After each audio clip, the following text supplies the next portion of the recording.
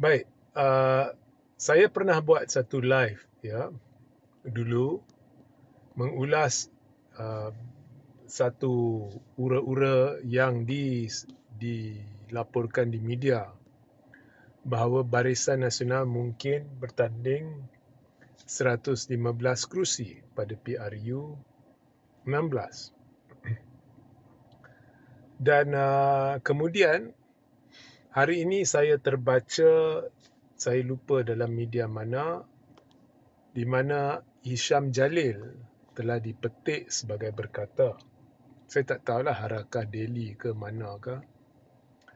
Hisham Jalil dipetik sebagai berkata jika Barisan Nasional atau UMNO lah bertanding 115 kerusi, 115 kerusi, maka PH, ya, dia pengguna PHDAP lah. Mereka ni belah-belah persekitaran pembangkang ni sengaja cuba tampilkan nama DAP. So PHDAP, PH tu PH lah. Okay. Akan menang jauh lebih banyak kerusi. Okay. So kemudian ada pihak minta saya ulas semula dan tanya setakat mana kebenaran kenyataan Hisham Jalil. Baik, Hisham Jalil tidak salah, tapi pada saya lah, sama ada dia tak cerita penuh atau dia pun sudah terjerumus dalam kepompong ketaksuban ke apa, saya tak tahu, dan tidak mahu percaya bahawa perikatan akan merosot teruk. Okay. Sebenarnya jika Barisan Nasional bertanding 115 kerusi, okay, maka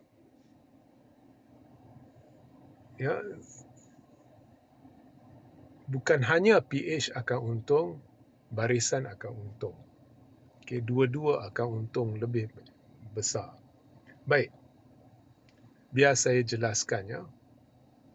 Now, katakan PH dengan Barisan Nasional kerjasama pada PRU 16. Maka mereka masuk pilihan raya sebagai gandengan madani, gandengan yang seperti yang ada sekarang.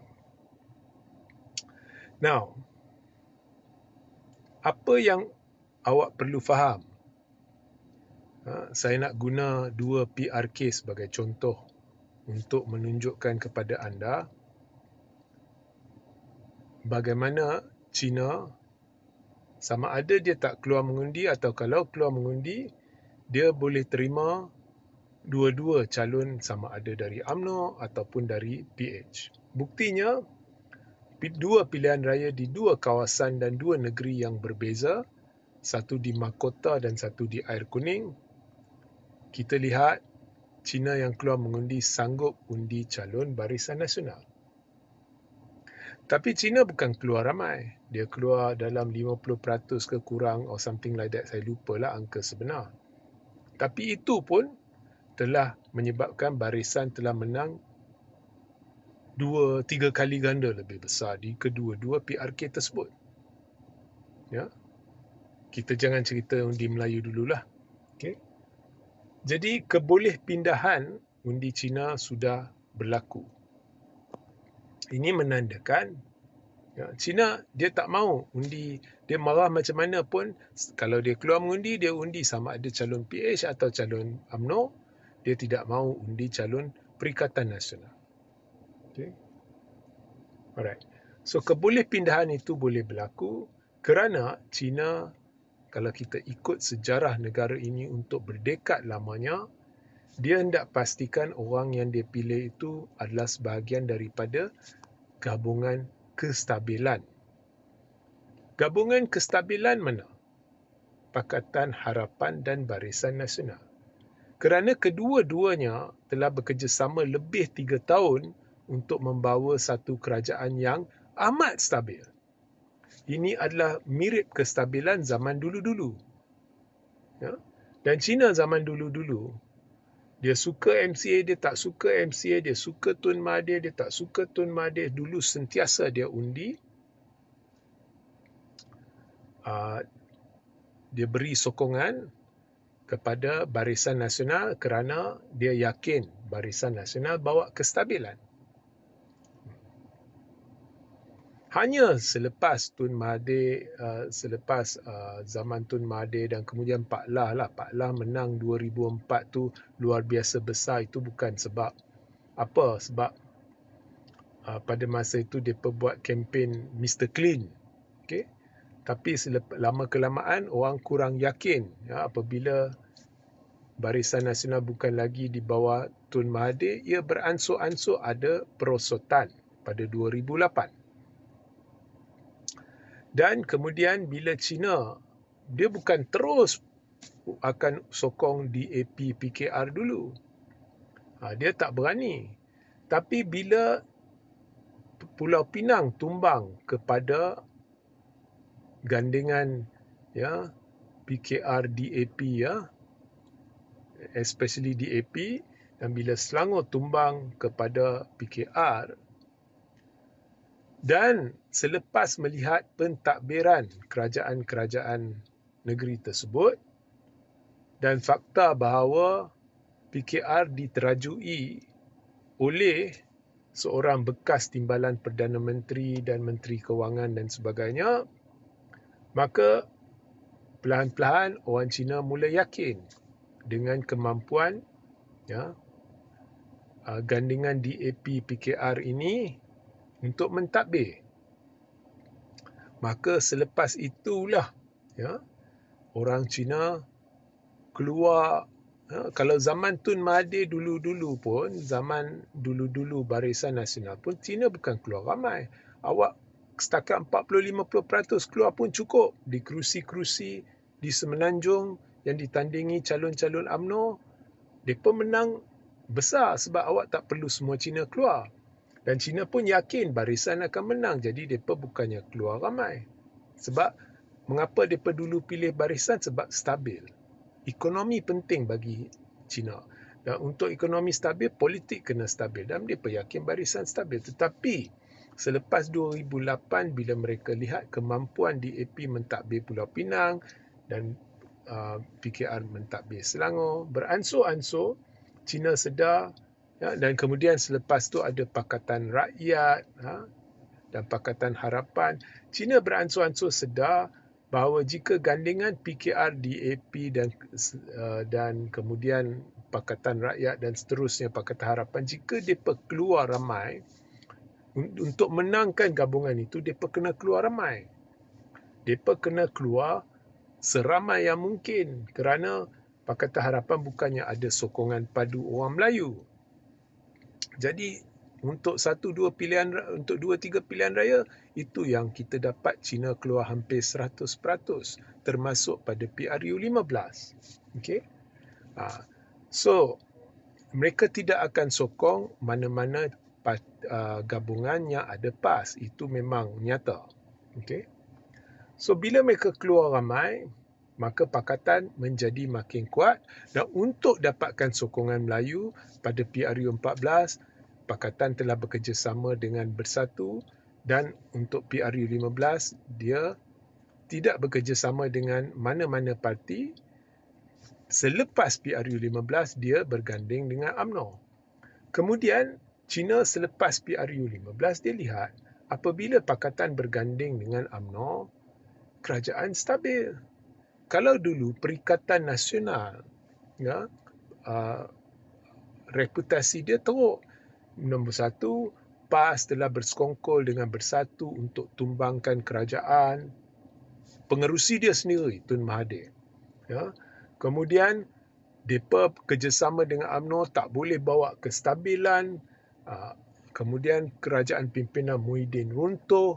Ismail Sabri ambil alih. Kucak-kacir. Tetapi bila UMNO bekerjasama dengan PH, ianya stabil.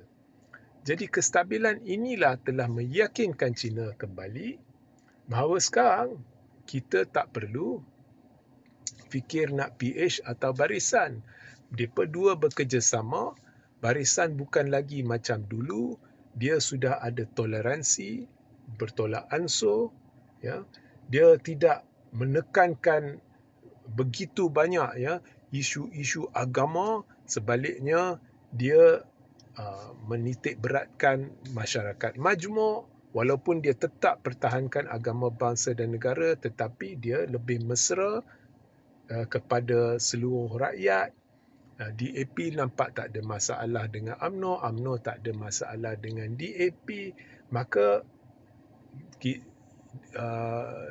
kestabilan pun ada, ya, keharmonian pun ada, jadi ekonomi boleh stabil, kerajaan yang terbentuk boleh stabil. Okey. Kat belah sana ada dua masalah kat belah perikatan. Satu, ada PAS, China tak boleh terima. Tetapi yang kedua, mereka lihat kucak-kacir, bersatu dah hancur berkecai, bersatu dengan PAS, di kalangan mereka sendiri bergaduh sampailah ni isu siapa nak jadi pengerusi, siapa nak jadi calon Perdana Menteri, macam-macam kekusutan dalam gabungan itu, dia tak stabil. Mereka ingat balik, tengok bila ada perikatan, tak kira dia kerjasama dengan UMNO ke siapa, dia tak stabil, dia berpecah, dia bergaduh macam anjing dan kucing. So of course China takkan terima Perikatan Nasional. Okay. So ini fakta yang awak tak boleh lari. Okay. Now, so maknanya jika PH dengan barisan bekerjasama, okay, pada PRU 16, okay. Now, of course, barisan akan bertanding kerusi-kerusi yang dia dah menang dan PH akan bertanding kerusi-kerusi yang dia dah menang. PH menang 81 ya, bukan 82. Jangan kira kerusi Syed Saddiq. Ramai buat kesilapan. Pada PRU 15, PH menang 81 bukan 82. Dia 81 campur 1, iaitu kerusi Syed Saddiq. So PH akan tetap mahu bertanding 81 kerusi dia, dan UMNO tetap akan bertanding, atau Barisan Nasional akan tetap mahu bertanding 30 kerusi dia. Selebihnya mereka akan pecahkan sesama sendiri. Now, of course, kerusi bersatu, ya, bersatu kerusi-kerusi dia ni asalnya kerusi kuat UMNO. So, banyaknya akan ditandingi oleh UMNO. Okey, kerusi-kerusi bersatu ni sebenarnya asalnya kawasan kuat UMNO. Jadi, of course, PH berkebarangkalian tinggi akan setuju UMNO bertanding di kerusi-kerusi tersebut. Dan juga banyak kerusi PAS berkait dengan UMNO. Jadi PH akan bertanding selebihnya yang dikira kawasan-kawasan yang mungkin boleh menang PH. Now, dengan perpecahan yang berlaku dalam perikatan ni, okay, orang Melayu dulu masa PRU 15 dia tolak UMNO sebab, ya, dia tolak UMNO sebab antara lainnya isu Najib masuk penjara, ya. Kemudian depa tak puas hati dengan Zahid sebab depa salahkan Zahid kerana perpecahan Muafakat Nasional. Tetapi sekarang orang Melayu melihat, ya, PAS dengan Bersatu ni bertelagah, bergelut kuasa dan kedudukan selama 3-4 tahun mereka jadi pembangkang. Isu orang Melayu diketepikan. Yang dipentingkan adalah kuasa dan kedudukan. Siapa nak jadi calon Perdana Menteri. Kemudian dalam Bersatu, mereka pecah. Pemimpin-pemimpin yang disanjungi penyokong Bersatu dipecat gara-gara kuasa dan kedudukan. Kemudian ada banyak isu fitnah berkaitan PAS. Ya, ada banyak isu tersasar. Okay. So, orang Melayu akan ada yang tidak mahu menyokong perikatan. Sama ada mereka duduk rumah atau mereka kembali kepada UMNO. Jadi di situ, dan percayalah Bersatu memang akan hilang terlalu banyak kerusi kepada UMNO. PAS akan juga hilang sedikit sebanyak kerusi dia kepada UMNO. Jadi di situ barisan akan meningkat. PH pula, ya, dia bukannya akan hilang sokongan. Kalau awak tengok kerusi-kerusi DAP, kerusi-kerusi DAP ni memang majoriti dia terlalu besar. Jadi kalau China tak keluar seramai yang pada PRU 15 sekalipun, tetapi kalau dalam 40-50% dan dalam keadaan perikatan berpecah, ya, orang tidak akan beralih pergi sokong perikatan. Jadi PH akan, kalau hilang pun beberapa kerusi, tapi dia boleh kekalkan kerusi itu. Okey, so ini hakikat. Kita jangan cerita UMNO nak bertanding 115 kerusi dulu. Ini secara am kalau Barisan Nasional dan Pakatan Harapan masuk pilihan raya sebagai sekutu. Tetapi bagaimana jika Barisan Nasional dan Pakatan Harapan guna strategi, tak apa, kita bertanding masing-masing kemudian jumpa balik. Bukan sebab gaduh, bukan sebab musuh, sebab strategi. Apakah yang akan terjadi? Okey, katakan barisan bertanding atau UMNO bertanding 115 kerusi. 115 kerusi itu banyak. Ya. Dan dia bertanding di kerusi-kerusi di mana PH juga bertanding. Maknanya kawasan kuat PH. Apa yang akan terjadi? Okey. Ada orang katalah, pembangkang kata PH ni dia akan merosot pada PRU 16. Ya, di tempat-tempat ada ramai Melayu. Tapi kalau ada calon UMNO macam mana? Orang Melayu yang frust dengan perikatan sebab perpecahan yang berlaku akan mengundi calon UMNO. Undi Melayu akan berpecah. Itu akan memastikan calon PH menang. Jadi betul cakap Hisham Jalil. Jika UMNO bertanding lebih banyak kerusi, termasuk kerusi di mana PH bertanding, ianya sebenarnya satu strategi. Calon UMNO, calon PH pasti menang. Dan kemudian di kawasan-kawasan yang dikira sama ada kerusi yang dulunya kerusi kuat UMNO, ya, katakanlah sekarang ni Bersatu Pegang ke apa kan, di kerusi kuat UMNO.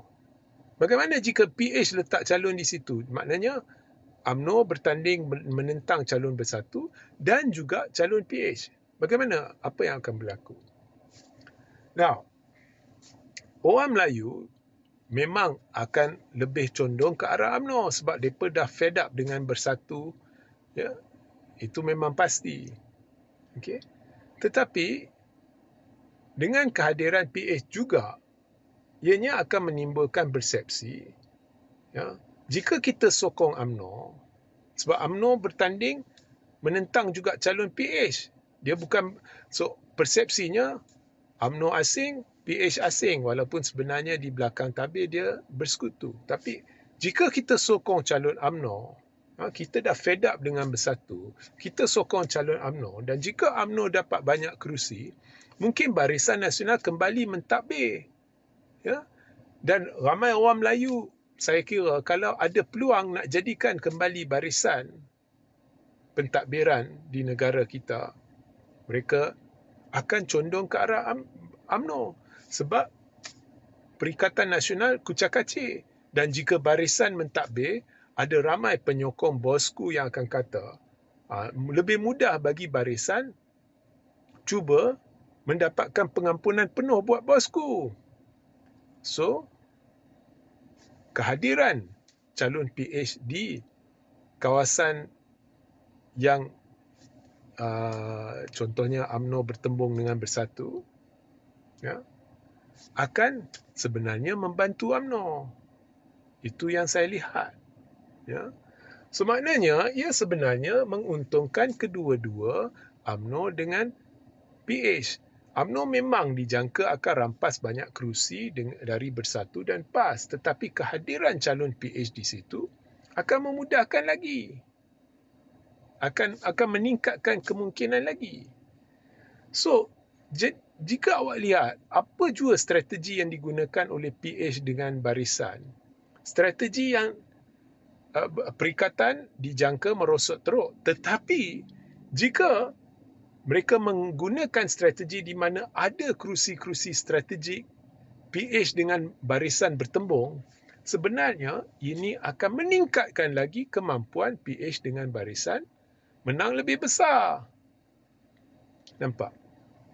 So, pandang kiri, pandang kanan, perikatan bungkus ikat tepi, lebih-lebih lagi jika berlaku pertembungan strategik calon PH dengan calon barisan di kerusi-kerusi tertentu.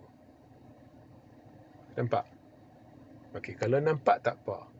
Dan jangan lupa, awak masih ingat tak PRK air kuning, ya? Mahkota, especially air kuning. PAS ni dia sangka dia main isu babi, dia akan dapat sokongan yang besar. Kalau di media sosial, persepsinya perikatan ni dah kuat gila, seperti yang dimainkan sekarang, dah kuat gila, sokongan terhadap Anwar, barisan merosot. Apa yang berlaku? Di air kuning, PAS hilang hampir semua PDM, kecuali satu, semua bertukar jadi biru. Penyokong dia sendiri pun sedikit sebanyak meresap kembali kepada UMNO. Tak usah cerita undi Cina yang membantu calon UMNO. Pengundi mereka sendiri pun meresap ke situ. Jadi, PAS ni dia champion permainan persepsi di media sosial. Tapi realiti amat berbeza. Okay? So, Isham Jalil bercakap benar. Jika UMNO bertanding 115 kerusi, PH akan dapat kejayaan lebih besar. Tetapi itu bukan cerita penuh. Jika UMNO bertanding 115 kerusi, UMNO sendiri akan meningkatkan lagi kemampuan dia untuk tumpaskan PAS dan Bersatu. Itu hakikatnya. Sebab orang Melayu ni, especially di kampung, di luar bandar ni, cara pemikiran dia mudah. Sekarang tengok, ada calon UMNO, ada calon PH. Ya? Maknanya, ada kemungkinan jika kita beri sokongan kepada UMNO ni, tengok perikatan ni dah berkecamuk kan. Kalau kita beri sokongan ni, UMNO menang besar, dia boleh kembali mentadbir. Dah ada alternatif. Mereka akan kembali. Tambah lagi penyokong bosku sendiri. Ni kalau barisan mentadbir, lebih mudah nak bebaskan. So, awak nampak kan? Okay? Kalau awak tak nampak, saya tak boleh buat apa-apalah. Okay? Alright. So, bagi saya jelas mengapa kerajaan akan bubar tidak lama lagi. Tidak lama maksudnya saya jangka dalam tempoh 6 bulan lah. Okay? Bagi saya jelas. Okay? What is going to happen pada PRU 16. Saya berjumpa dengan banyak pemikir pun mereka bersetuju. Penganalisa pun bersetuju. Dan maklumat risikan pun sudah ada keyakinan di kalangan pakar-pakar ni bahawa apa yang saya cerita adalah benar. Okey.